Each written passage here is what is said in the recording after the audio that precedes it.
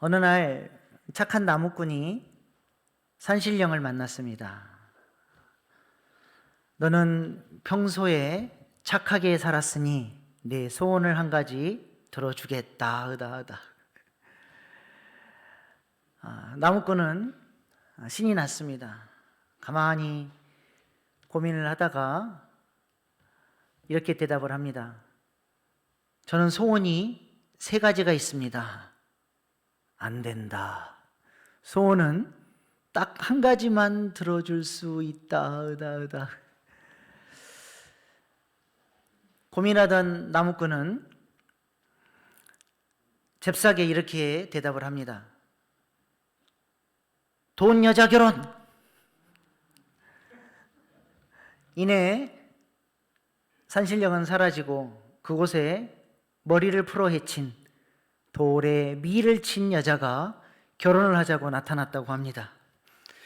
무슨 말인지 모르시는 분들이 있는데 돈 여자가 결혼하자고 나타났다는 겁니다. 욕심 부리다가 단 1가지 소원도 이루지를 못했습니다. 여러분의 소원은 무엇입니까?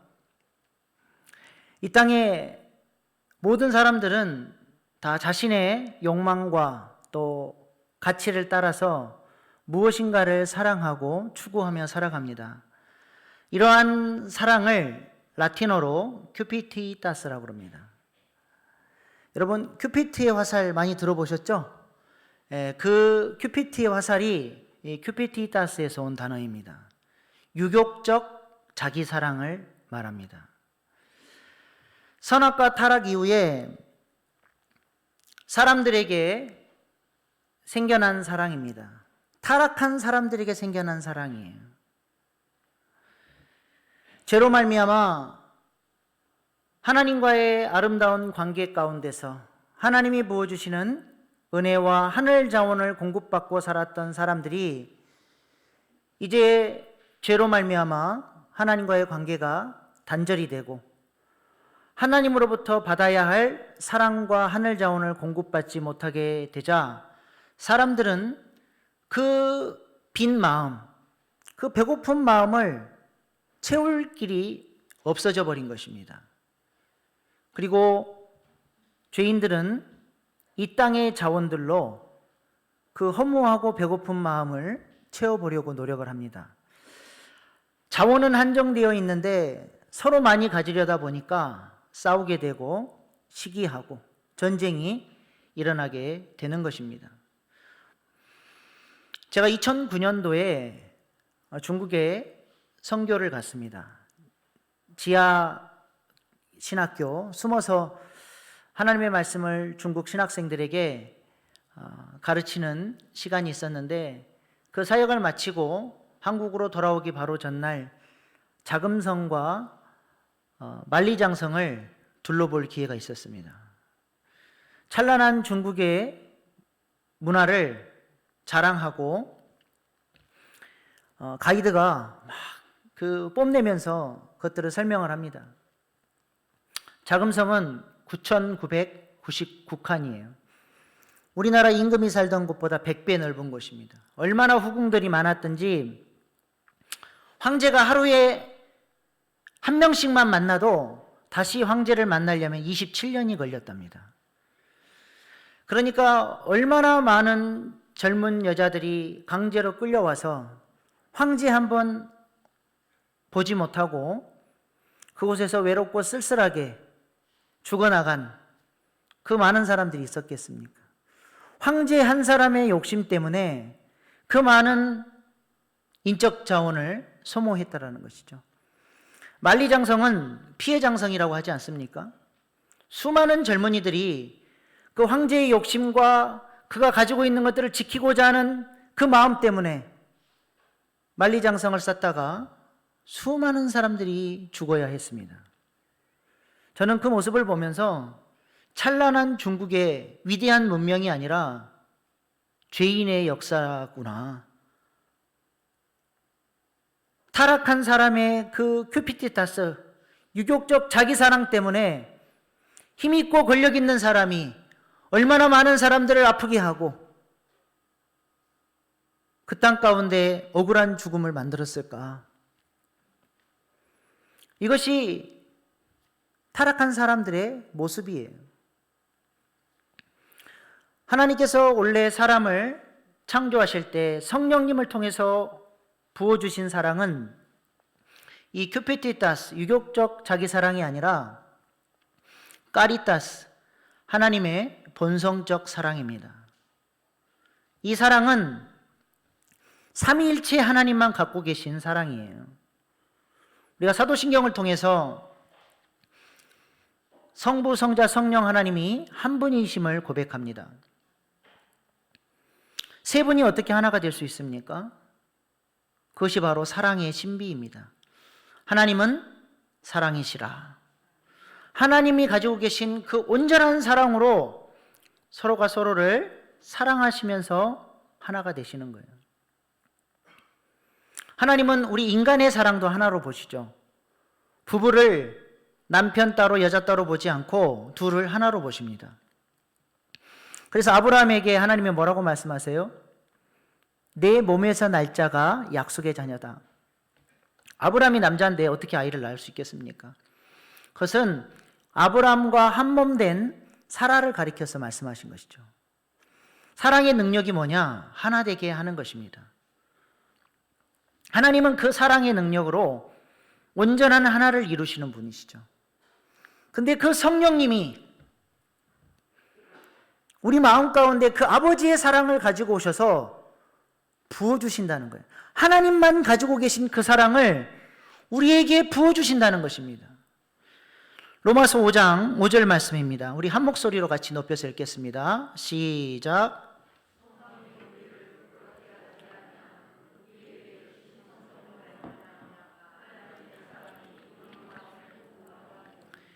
성령님으로 말미암아 하나님의 사랑이 우리 마음에 부어졌다라는 거예요. 이 성령님은 어떤 분이셔요? 하나님을 그 하나님의 본성적 사랑으로 사랑하시고 예수님을 그 본성적 사랑으로 사랑하셔서 하나 되시는 영이에요. 그 성령님이 우리에게 그 사랑의 능력을 부어주니까 우리가 어떻게 됩니까? 하나님을 마음을 다하고 뜻을 다하고 힘을 다하여 사랑할 수 있는 사람이 되는 것입니다. 하나님을 우리가 내 힘으로 내 의지로 사랑할 수 있는 것이 아닙니다. 성령님이 우리 안에 부어져야 우리가 하나님을 사랑할 수 있게 되는 것이고 그 사랑이 부어졌을 때 우리 안에 새로운 마음의 경향성들이 생겨나고 주님 뜻대로 살고 싶고 그렇게 주님을 사랑하는 사람이 될 수 있는 것입니다. 그래서 이 사랑이 부어지면 놀라운 두 가지 변화가 나타나는데 그 첫 번째가 존재론적인 변화입니다. 존재는 그 존재만이 갖고 있는 특성이 있죠. 타락한 존재는 하나님을 대적합니다. 자기 멋대로 살아갑니다. 그러나 아버지의 사랑이 부어진 사람은 하나님을 사랑하게 되죠. 예전에는 단 한 번도 하나님을 예배하지 않았고 찬양하지 않았던 사람이 그 사랑이 부어지니까 하나님을 사랑하고 싶고 예배하고 싶고 알고 싶고 찬양하고 싶고 기도하고 싶고 새로운 변화가 나타나는 것입니다. 고린도후서 5장 17절 말씀 우리 한번 같이 한 목소리 높여서 읽겠습니다. 시작.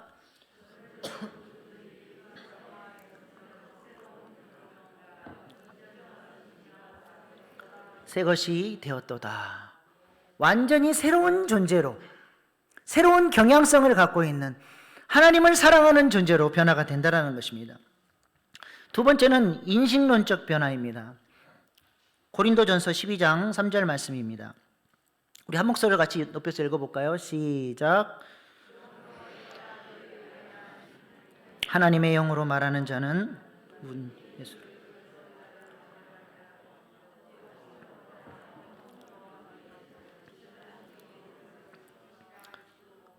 아멘. 예전에는 이 땅에 눈에 보이는 것, 이 땅의 것만을 사모하고 사랑하며 살았는데 영적 세계의 눈이 열린 거예요. 신령한 세계가 있다는 것을 알게 되고 하나님과 교제할 수 있게 되고, 그래서 이 땅의 가치를 넘어서 하나님 나라의 가치를 바라보고 그것을 위해서 믿음으로 헌신하고 하나님 나라를 위해서 살아가는 새로운 영적인 눈을 뜬 사람이 되는 것입니다. 그래서 믿음의 조상들처럼 하나님께서 상 주심을 바라보며 믿음으로 살아가는 존재가 되는 것입니다. 이것이 바로 성령님께서 우리 마음 가운데 부어주시는 까리타스의 사랑, 하나님의 본성적 사랑의 능력입니다. 오늘 우리가 읽은 본문 말씀 고린도전서 13장은 사랑장으로 유명하죠. 사도 바울이 사랑을 강조하고 또 강조합니다. 여기서 말하는 사랑은 무슨 사랑일까요? 큐피티타스일까요? 까리타스일까요? 당연히 까리타스입니다. 하나님의 본성적 사랑이 우리 신자들에게 절대적으로 필요하다는 것입니다. 그런데 놀라운 사실은 당연히 그런 하나님의 본성적 사랑으로 말미암아 행하는 행동일 것 같은 것들이 하나님의 까리타스의 사랑이 없는데도 겉으로는 그 사랑을 소유한 자인 것처럼 보일 때가 있다는 것입니다. 천사의 말을 하고 신령한 은사들이 있고 예언의 능력이 있고 성경에 대한 탁월한 지식이 있고 놀라운 믿음이 있는데도 사랑이 없을 수 있대요. 사랑이 없으면 그런 놀라운 모습을 보여도 아무것도 아니라는 것입니다. 이것도 충격적인데 3절 말씀은 더 충격적입니다.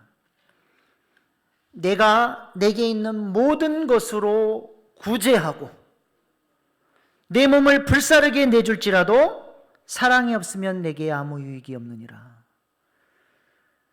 세상에 내 전 재산을 갖다 바쳐서 구제를 하고 내 목숨까지 바쳐서 누군가를 살리는데 사랑이 없이 이 일이 가능합니까?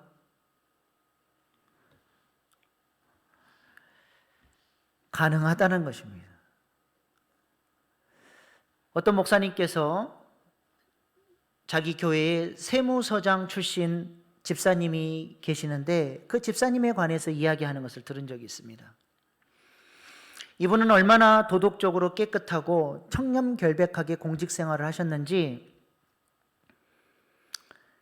그 자리에 있다 나오면 강남에 아파트 한 채를 살 정도로 수많은 뇌물을 받는 자리인데 지금까지도 조그만 연립에 사시면서 그렇게 깨끗하게 사신다는 것입니다.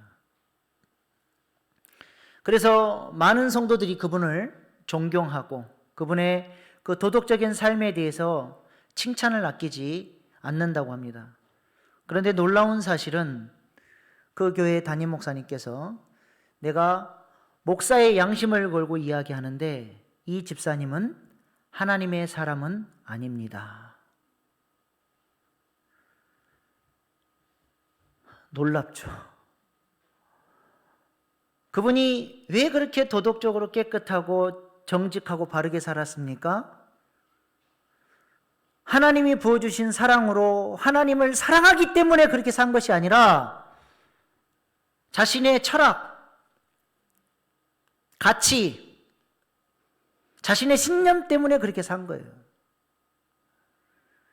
유치한 사람, 이기적인 사람은 돌아오는 반경이 짧습니다. 그래서 보면 자기밖에 몰라요. 하는 행동들이 아주 유치합니다. 근데 굉장히 수준 높고 그럴듯한 이기주의자들은 돌아오는 반경이 굉장히 넓어요. 누군가를 위해서 사는 것 같고 돕는 것 같고 사랑을 베푸는 것 같고 깨끗하고 정직하게 사는 것 같은데 그것이 돌고 돌아서 결국에는 자기 영광으로 귀결됩니다.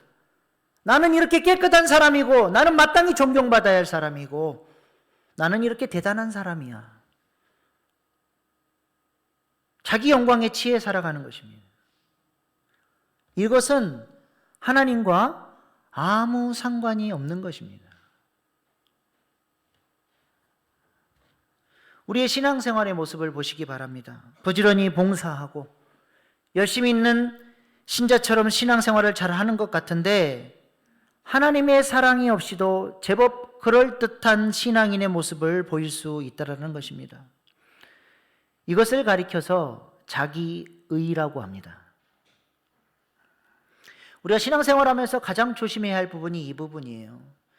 나는 자기의를 추구하며 산다고 말하지 않지만 하나님의 은혜가 어느 순간부터 내 삶 가운데 사라져가고 아버지의 사랑이 나를 주장하지 못하기 시작하면 어느 순간 나도 모르게 나는 자기의로 살아가게 됩니다. 겉으로는 크게 변화된 것이 없어요. 똑같이 신앙생활하고 똑같이 봉사하고 똑같이 교회에 옵니다. 그러나 그 모든 것들이 하나님과 상관없는 것이 될 수 있다는 것입니다. 아브라함을 한번 생각해 보시기 바랍니다. 하나님께서 아브라함에게 약속의 자녀를 약속하셨습니다. 아브라함이 그것을 믿었어요.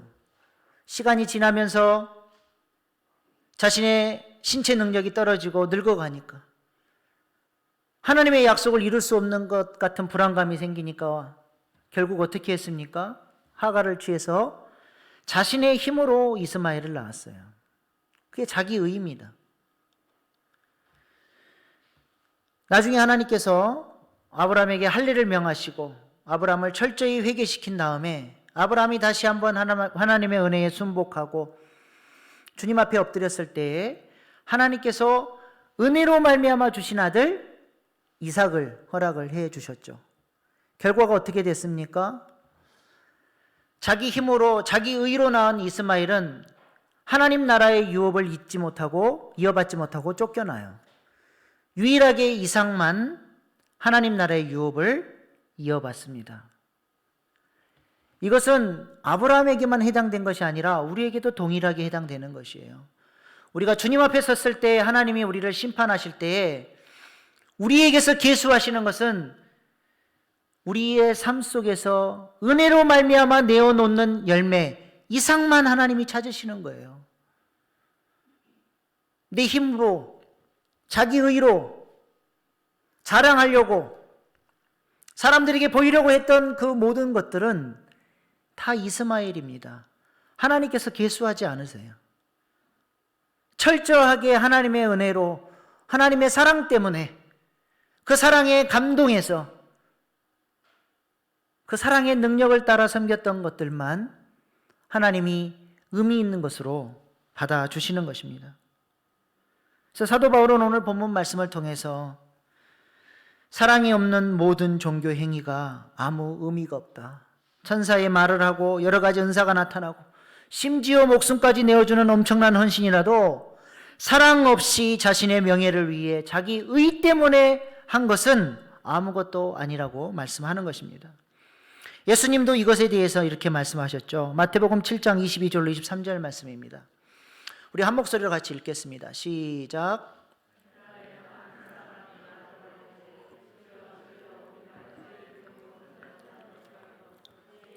귀신을 쫓아내며 주의 이름으로 많은 권능을 행하지 아니하였나이까 하리니 그때 내가 그들에게 밝히 말하되 내가 너희를 도무지 알지 못하니 불법을 행하는 자들아 내게서 떠나가라 하리라. 주님 위해서 이것도 하고 저것도 하고 이 많은 것들을 했습니다 하는데 주님이 나는 모르겠다. 우리가 하나님 앞에 섰을 때 이런 인생 되지 않기를 소망합니다. 그러므로 오늘 본문 말씀은 우리에게 어떤 삶을 살라고 요구하고 있습니까? 오직 날마다 하나님께서 부어주시는 그 은혜와 사랑을 사모하고 그 사랑의 능력을 따라서 날마다 주님이 기뻐하시는 이삭을 내어놓는 거룩한 신자들로 살아가라고 말씀하고 있습니다. 그래서 사도 바울은 고린도전서 14장 1절 상반절에 이렇게 강조를 하죠. 사랑을 추구하며. 원문의 의미를 충분히 살리지를 못하고 너무 짧게 번역을 해놨어요. 원래 그 원문의 의미는 사랑으로 하여금 내 인생의 최고의 목적이 되게 하라. 사랑으로 하여금 내 인생의 최고의 목적이 되게 하라. 사랑으로 충만해지는 것이 내 인생의 최고의 우선순위가 되어야 한다는 것입니다. 그러므로 우리는 날마다 이 사랑을 구해야 돼요. 이 사랑이 없이 행하면 다 이스마엘이기 때문입니다. 이 사랑이 없이는 우리는 하나님 자녀답게 살아갈 수가 없습니다. 그래서 이 사랑의 중요성을 알고 날마다 엎드려서 이 사랑을 간절히 사모하고 구해야 됩니다. 그렇게 하나님께 사랑을 구하면 하나님이 어떻게 하실까요? 사랑을 부어주시겠죠? 근데 기도를 해보시면 그게 쉽지 않다는 것을 깨닫게 되실 것입니다. 정말로 사랑을 간절히 구하면 아버지의 사랑이 오지 않고 하나님께서 감동을 주실 거예요. 내 마음에 좀 처리해야 될 것들이 있다. 하나님께서 우리 마음에 사랑을 부어주셔야 되는데 우리 마음의 보좌가 그 아버지의 사랑과 그 영광을 담을 만한, 그것을 감당할 만한 보좌가 준비되어 있질 않아서 하나님께서 사랑을 부어주시지를 못하는 거예요. 그러면서 하나님께서 감동을 주세요. 너 그것 좀 내려놓으면 안 되겠니? 근데 좀 말씀하지 않았으면 하는 것, 이것만은 좀 건들지 말았으면 하는 그것을 우리 주님은 너무 잘 아시고 그것을 내려놓으라고 말씀을 하시는 거예요.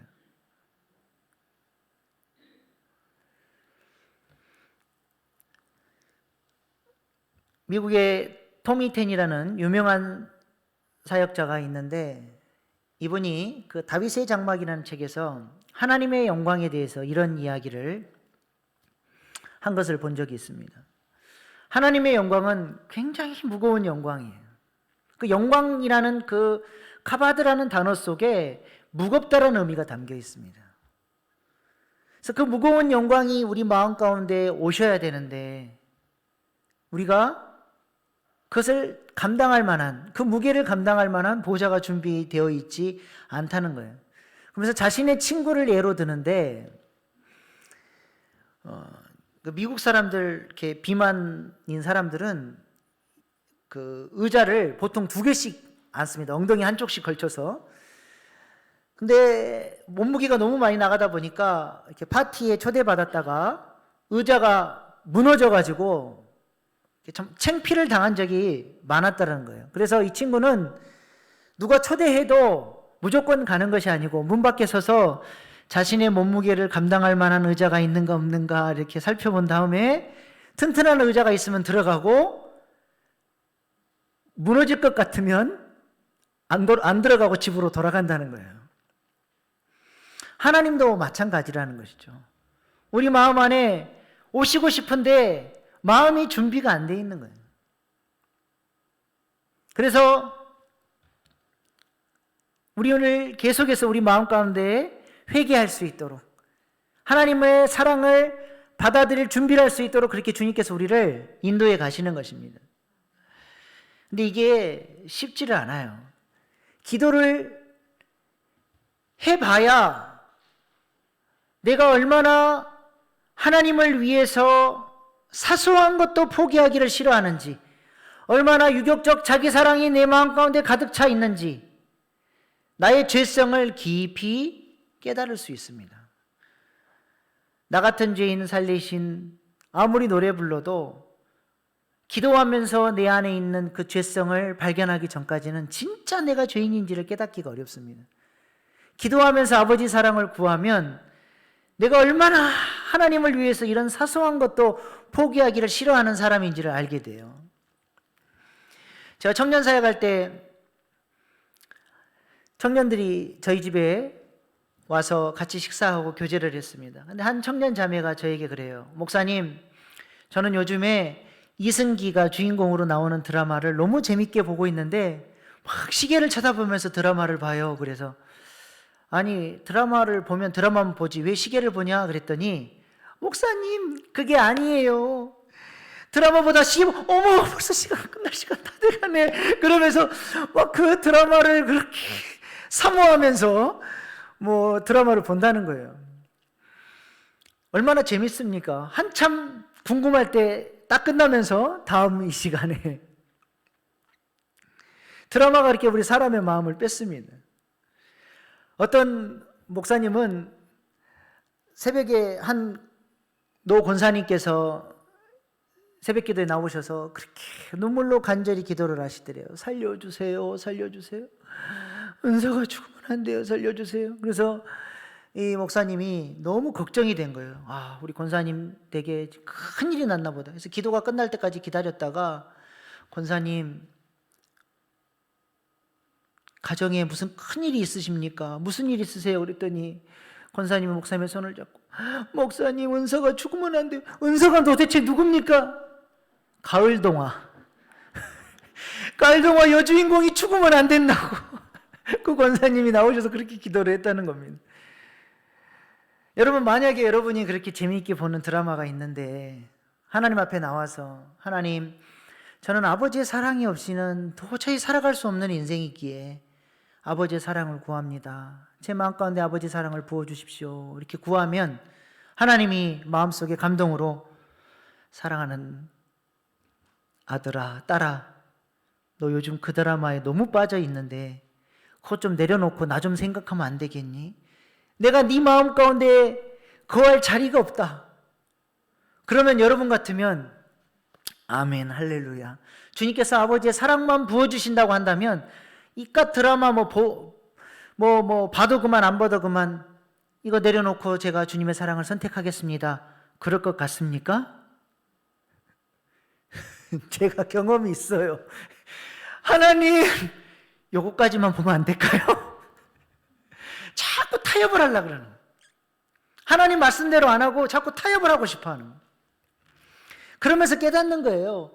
야, 내가 하나님을 사랑한다고 하면서 그 사랑을 강구한다고 하면서 하나님을 위해서 이런 것까지도, 이런 작은 것도 내려놓기를 싫어하는구나. 근데 주님 앞에 마음을 딱 꺾고 아버지의 사랑이 제 마음을 확 잡아주시면서 주님과 깊은 교제 가운데 들어가면 주님이 장난치시는 것도 아니고 그런 감동을 주세요. 너 그 드라마 봐도 괜찮아. 드라마 보는 게 무슨 죄입니까? 근데 주님이 그렇게 말씀하시면 제 마음속에서 어떤 고백이 올라오냐면, 주님, 저 이제 안 보고 싶어요. 정말로 마음이 그 사랑을 강구하기 전과 지금 사랑을 받고 난 이유가 시간차가 얼마 안 되는데 마음이 정말로 이제는 안 보고 싶은 마음이 드는 거예요. 하나님은 우리의 마음을 원하십니다. 제가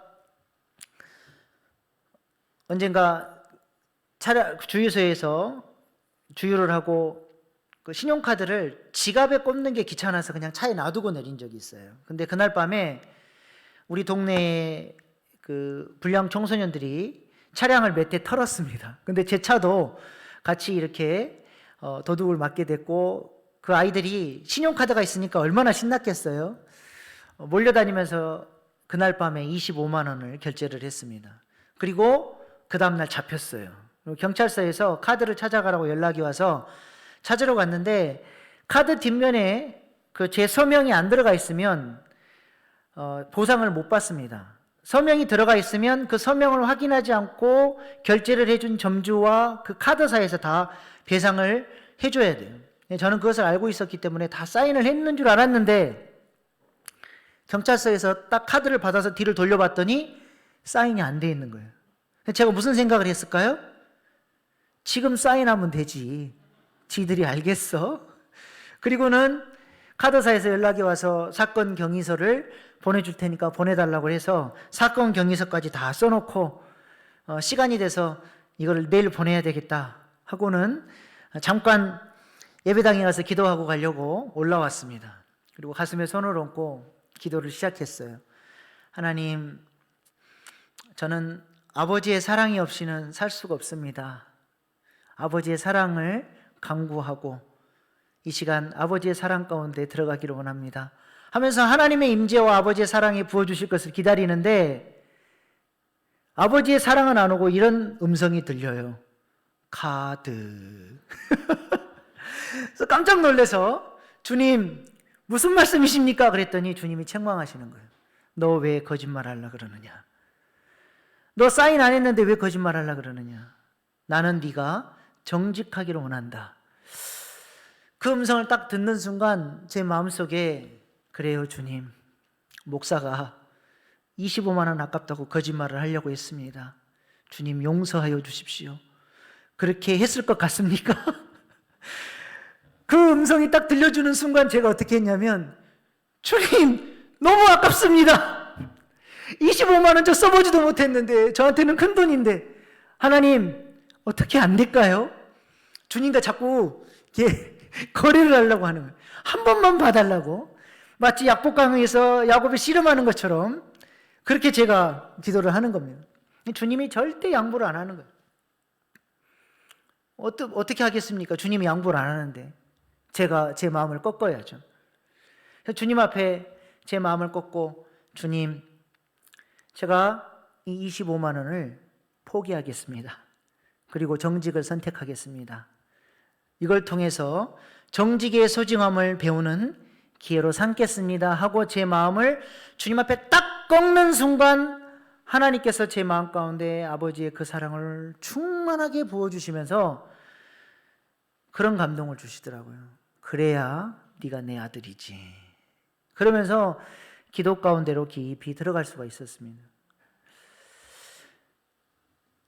그리고는 카드사로 전화해서 사실은 제가 사인을 못했습니다. 그랬더니 그 길로 다시는 전화를 안 하더라고요. 그래서 저의 소심한 복수는 그 카드를 해지하는 거였습니다. 하나님께서는 우리의 마음을 너무 잘 알고 계세요. 우리가 아무리 숨기려고 해도 하나님께서는 우리 마음을 너무 잘 알고 계시고 우리 마음을 만지셔서 아버지의 사랑이 우리 마음을 주장하시고 우리의 마음의 보좌에 하나님께서 왕 되시길 하나님이 원하신다는 것입니다. 부정직하고 죄를 사랑하고 까리타스의 사랑을 거절하고 유격적 자기 사랑으로 사랑하는 사람은 사람들 앞에서는 할 말이 많고 자랑할 것이 많지만 하나님 앞에 섰을 때는 단 한마디도 말할 수 없는 하나님과의 교통이 완전히 끊어져 버린 사람이 되는 것입니다. 하나님께서는 이 사랑을 지금도 우리 가운데 부어주시기를 원하십니다. 이 사랑이 부어져야 정결해지고 하나님을 사랑하게 되는 것입니다.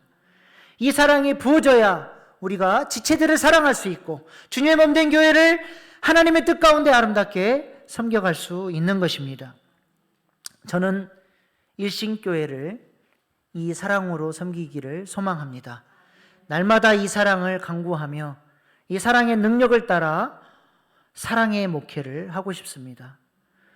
이 사랑을 저는 가장 강조할 것이며 제 목회 철학, 제 가치에 가장 기본이 되고 가장 첫 번째가 되고 가장 중요한 것이 이 사랑입니다. 사랑, 아버지께서 우리에게 부어주시는 그 사랑이 최고의 가치인 것입니다. 우리 일신교회 성도님들도 이 사랑을 우리 같이 강구하시면서 그 사랑 안에서 신앙생활 하시고 그 사랑으로 예배하고 그 사랑으로 교제하고 그렇게 함께 동역할 수 있기를 소망합니다. 날마다 이 사랑 안에 충만하게 거해서 하나님과의 아름다운 교제를 나누는 저와 여러분 되기를 소망합니다. 기도하시겠습니다.